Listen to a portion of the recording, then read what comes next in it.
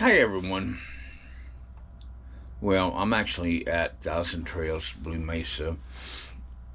Last week I traveled to Rifle, not without incident though. As you saw, my car was in. As I said in the video coming up, my car was in the shop. $2,500 later, I got it out, and really strange things happened. I got broke down on the side of the road, waited a couple hours, and record was still going to take another 2 hours to show up. So I decided I was going to just limp the thing here, and all I needed was about a mile to get over the top of the Blue Mesa summit. And once I got that, it was all downhill down to the campground. So did that. Car was running pretty good. So went into town after I got unhooked and leveled up and basically most everything done, and decided to get dinner uh, somewhere because I just didn't want to cook. I was just too tired and stressed out from the trip from Rifle back over here. But as I said, I made it. And then the next day was really kind of strange. I've got one of those diagnostic tools that you can check for codes. And I plugged it in, and I had some codes on it. But as far as the DTC, I had zero. I just had some other, there's had like some words: heater, HTR, EBAP, CAT, and a couple other things on it. And those were, so it was a couple of the letters, a couple of those blinking, and a yellow light. I have red, yellow, and green. That was when I went to bed after I got here. So the next day, I got here on the 9th. Yeah, on the 9th. And the next day, I took it to, checked it in the mornings, and I had one code, one little thing blinking, which was the word EVAP, EVAP. Looked it up. It has to do with the fuel system and the leakage of, what do they call it, raw gas fumes or fuel fumes leaking out of the, into the atmosphere. And my yellow light. So I take it to the place that I'm going to have it worked on, or decided. I get there and I check it again with my little tool, and it gives me zero codes and a green light. Really weird. So that's not normal. Pardon me, I've got still sleepies in the eye. And then I go to, so I go in there and I ask the service manager, I said, hey, this is what it was doing, what it was going on. And I asked him, I said, hey, can your mechanic come out and possibly check it for me? Because I just wanted to see if what my little tool was saying, if that's what it was really saying. So anyway, he comes out and checks it. He's shaking his head. He says, I got nothing. Maybe some audio codes, but doesn't have anything to do with the motor. And I said, no, they don't normally. So he goes, okay. So he does a little bit more diagnostic. It takes him about maybe 10, 15 minutes to do all this. And he comes in, he says, here, take this in, tell him I didn't find anything. And I said, okay. So I went in, told him about it. And I said, well, I'll drive it. So I talked to the mechanic that went out there, and he said, what about your gas cap? And I said, what about it? He said, well, I said, yeah. He said, your gas cap could cause that one little code you were talking about. And I said, yep, you're right, it could. I'll just go and replace it. Then he goes, no. He says, I wouldn't replace it quite yet until maybe you have something else going on. I said, no, let's eliminate that. So we eliminated it and put it into test. And so far, I've had no more problems with it. But I haven't had it under tow, so I don't know. But anyway, guys, thanks for watching all my videos. And thanks for watching this one that I'm about to give you. Simply, it picks up after I've gotten over the passes, or over the summits as they call it. And they're not really passes, they call them summits. One of them is Blue Mesa, and the other one is Cerro, spelled Cerro. They're not really all that high, and they're not much of a pull, but I got over the passes, and this is when I was headed to Rifle, and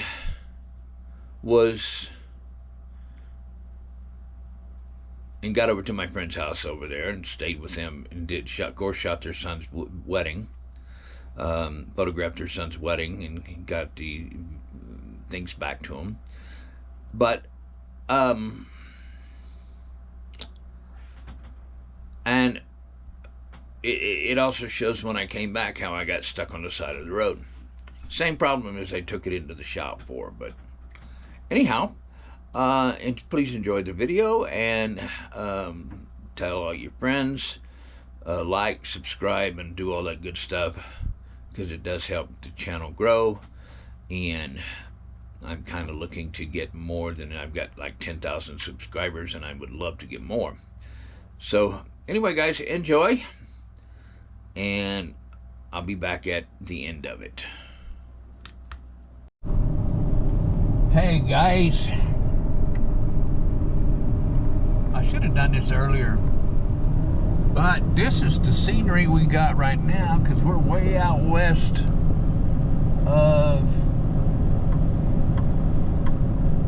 in the western side of Colorado, and this is considered the high mountain desert. If you look, that's all we got.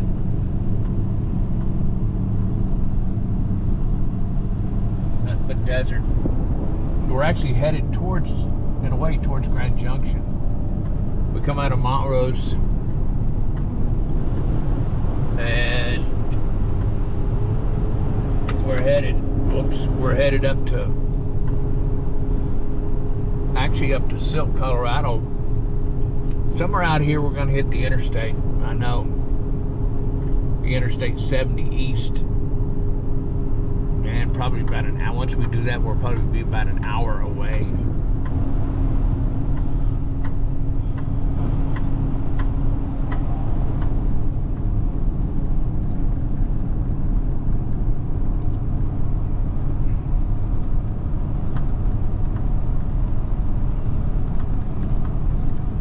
This is actually Colorado antelope territory.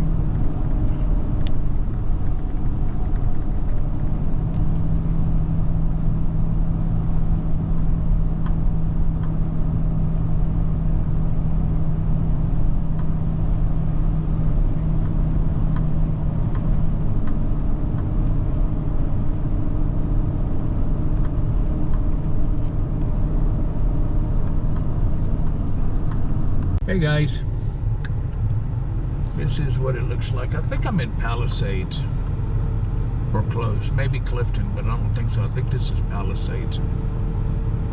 But anyway, that's the view that I get to see in the mountain. Enjoy.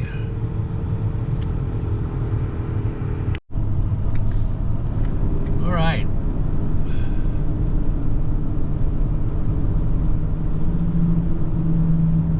Headed east on I-70.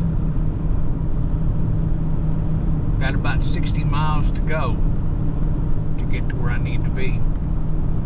I need to find a truck stop too so I can get gas, but I'm okay for a while.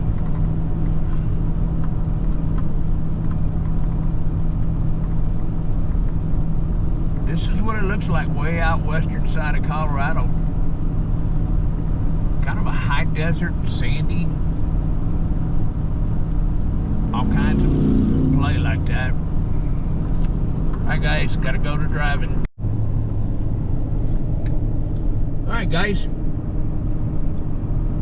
we are coming into an area that's commonly referred to as, by the locals up here, as the Book Cliffs, and they're right over there.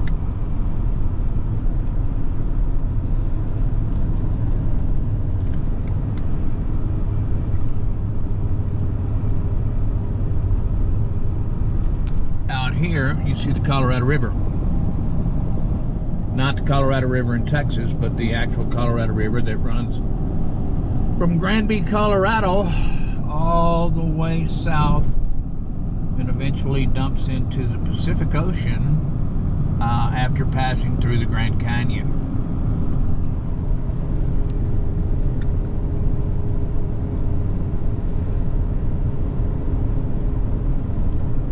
When I used to live up here, I'd hunt on top of book cliffs, go hunting elk, deer, sage grouse, and blue grouse.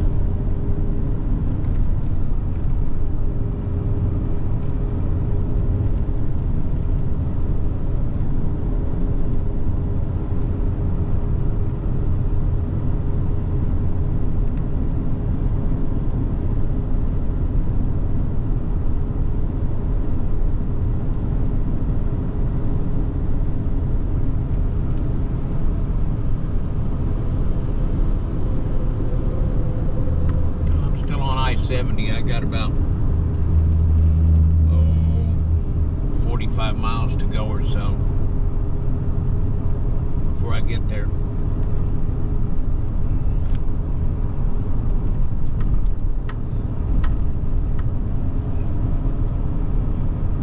This is totally different scenery from up around Gunnison. Exterior temperature is about 95. Gunnison's exterior temperature was about in the mid 80s, at least a 10-degree difference.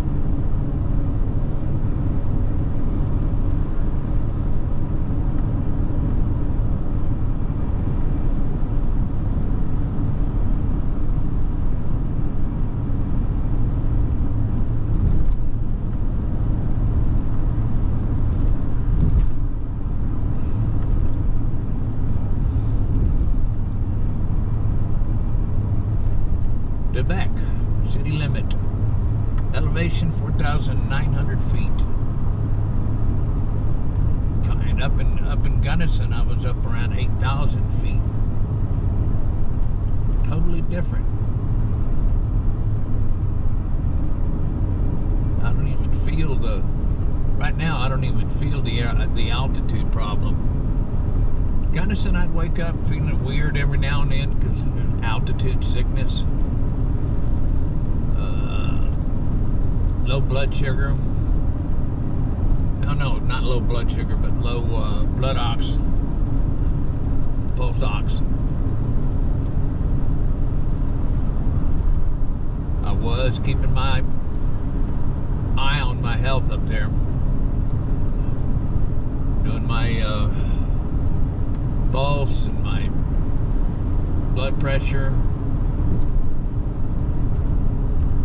blood sugar, and especially the pulse ox, because that was the one, how much oxygen I was getting into my system. That's one of the reasons I never rode my sickle up there. Spent 10 days and still didn't get over it, didn't get acclimated. Well, maybe when I go back for a couple of weeks I will. Alright guys, gonna drive for a while. Spoke at you later. Hey guys, I'm at a friend's house in Rifle, Colorado, which is about 3.5 hours north of, almost due north, but you have to kind of go west and then back east, west northwest and back east to get here from Gunnison, Colorado. This is sunrise coming up over the top of the mountains, and this is what I get to wake up to every morning. Like I said before, sometimes I feel like, well, I want to move back up in this area. But that's the sunrise, guys.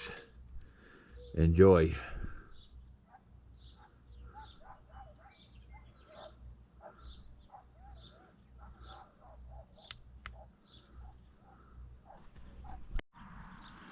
Hey everyone. I just wanted to show you this. This is my last night here, my friend's house, Jack and Pam. Got my car out of the shop. Yeah, it cost me a small fortune. but it's running right. Guys, look at this view. I mean, really. This is a setting sun.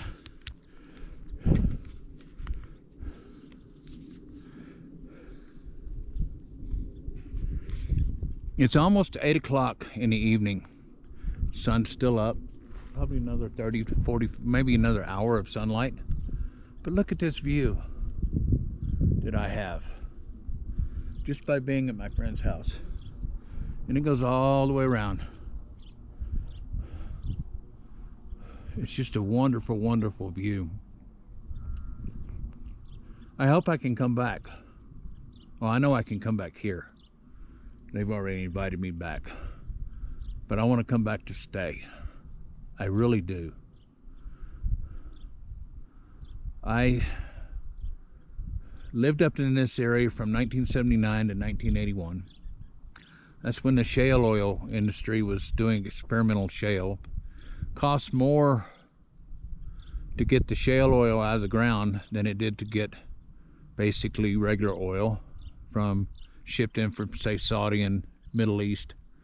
I think the differences was like $50 a barrel. It's like $90 a barrel for shale oil back in those days, and $50 a barrel or $40 a barrel for crude shipped in and crude that was pumped out of Texas.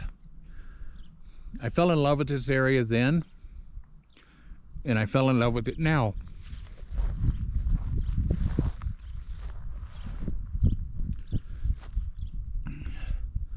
I know I have to, but I don't want to. So I think what I might start looking for is try to find me a piece of ground out here somewhere that's not expensive, and go ahead and make the purchase. And that way, if I ever do get my wife and daughter here from the Philippines, they can enjoy this just as much as me.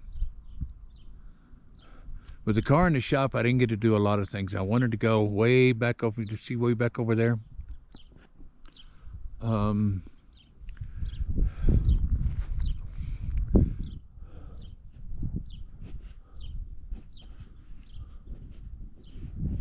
was trying to enlarge it. There's a way to do it, but I don't remember how to do it. But you can see the mountain views way back in the distance. I wanted to go up there. That's West Elk Creek, and I wanted to go up there, find a place to go hiking, maybe even look around for a place to go camping. But didn't get the chance to because the car's been in the shop. It's been in for 8 days. This is the 8th. I took it in on the 1st, and just got it out today, and I got to leave tomorrow and go to Gunnison. If I didn't have to, I would be going up in these mountains. I'd be going up in the national forest areas looking for a place to go camping. Anyway, I've got to go finish packing up for tonight and getting things ready to go for tomorrow. We're going to go eat breakfast in the morning and say our goodbyes, and then I'm headed to Gunnison for about 2 to 3 weeks. There's a good possibility I'll come back here, but I don't know yet. It's just the nature of the beast. All right, guys, spoke at you later. Bye for now. Hey, folks. Well, we're headed back to Blue Mesa, Thousand Trails Blue Mesa down in Gunnison now. We're on the outskirts of Grand Junction. I sure did hate to leave my friends, but I told them I'd be back before I go back to Texas. Anyway, we're sitting here at a light waiting to turn left and pretty soon get on Highway 50. And that takes us all the way down to Gunnison. Car got out of the shop. I don't know if I said this before, but it was like $2,500 more than this friggin' car is worth. Hey everyone, guess what? I broke down. Same thing I took the car into the shop for is happening again. Exact same thing. So,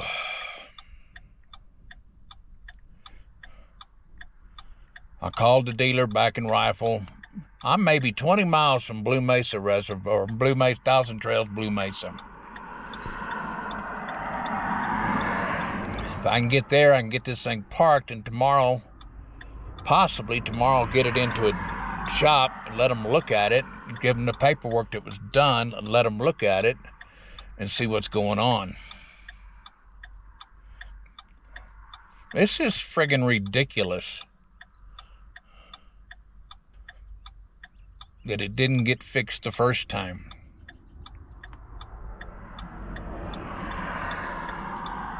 Anyway, I'm sitting here waiting on a wrecker to come.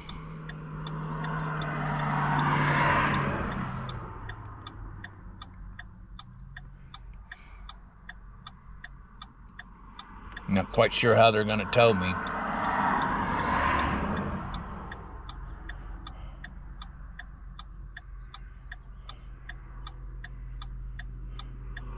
Especially with the trailer attached, or they're going to try to unhook the trailer and hook onto it.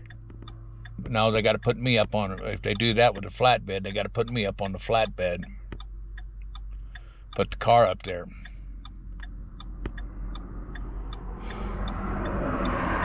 I have no earthly idea how they're going to do this.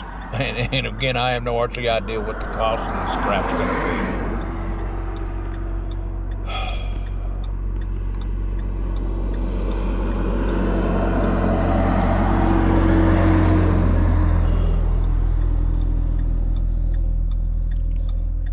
I'm about a mile or so from Blue Mesa Summit. Way over there in the distance, about straight ahead, is the summit of Blue Mesa. And that's where I needed to get to start downhill. The car will start, and I might actually be able to make it there, but I doubt it. Okay, guys, we'll speak at you later. Hey guys, well, I broke down, but after about 2 hours of sitting there, I was able to drive the car with the trailer to the campground, because there was no way in hell I was going to wait till 5 o'clock if he got there by then. So I called the record driver up and I said, look dude, I'm on my way. I got over the pass and I'm on my way down, and it's all downhill to the campground, so I'm just gonna go there by myself. I'll call you if I need you, but we'll see what happens. Anyway, everything ran good, no problems. We'll see what happens here a little bit later on. I gotta go into town now, run a few errands, get some gas. Anyway, I'm at Thousand Trails, Blue Mesa.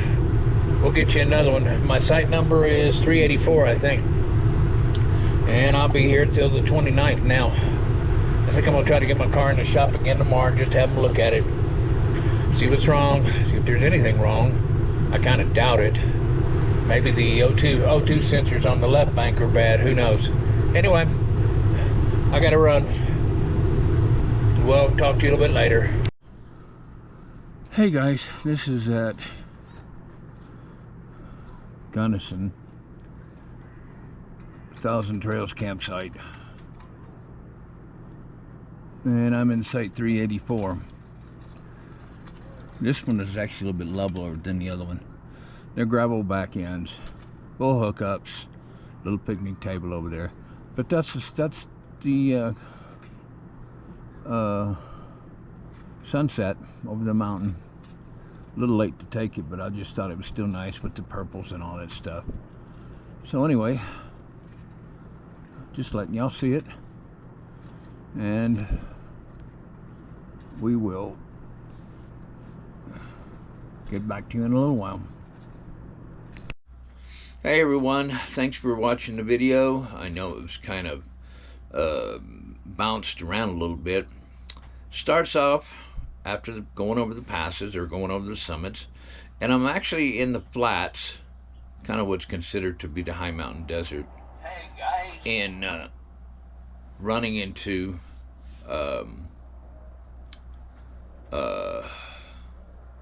into Grand Junction on Highway 50. Then the next few scenes, I'm on Interstate 70 headed towards Rifle. And finally it shows me at my buddy's house, who's, there's quite a bit. I was showing you the sunset more than anything else. I'll try to blow it up to where some of that stuff is not in it. And another sunset or sunrise, actually sunset, from a different angle. It's really a beautiful side of the country over there in Rifle. I love it. I worked over off Piance Creek in the shale oil industry way back from 1979 to 1981, and that's how long I've known my friends over there. I met them in 79. So it's quite a few years. I say 46 years, give or take. And their son was getting married, so they asked me to come photograph it, and I did. But thanks for enjoying the video, and like I said, it shows, this little video kind of bounces around, shows me going to Grand Junction and then headed for Rifle, and then in Rifle for a little while. Of course, after I took my car in, I was kind of stuck. I had plans to do some other things, and I might actually go back there so I can play a little golf over some of the golf courses that I was there that I wanted to do. Plus, I wanted to go up West Elk Creek.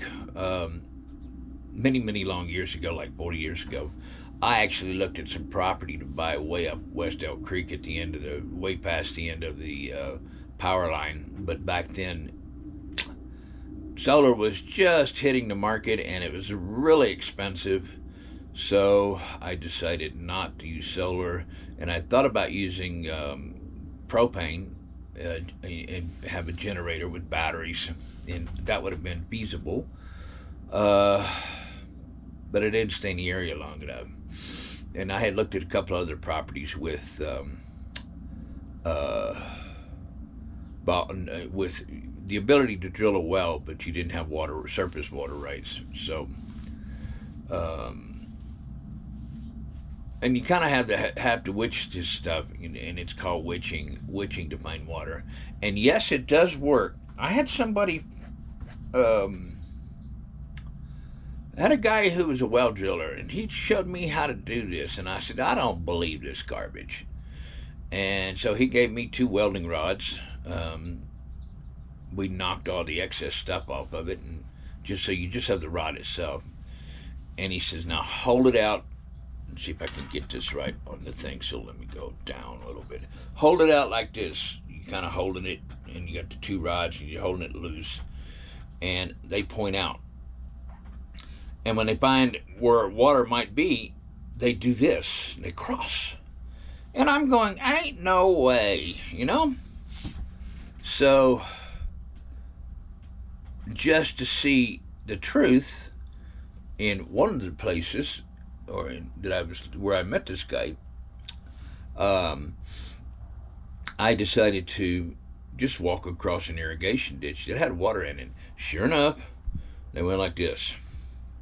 Well, then I decided to hang them down, though, to make sure they were hanging down like this. And I decided to make sure to see if it's really for true. And sure enough, they crossed as soon as I crossed that irrigation ditch. So I'm walking around the property, and I found several different places to put a well doing that. And I talked to the old driller, and he says, oh yeah, you probably do have several places up there. And then I talked about we talked about the cost of drilling a well.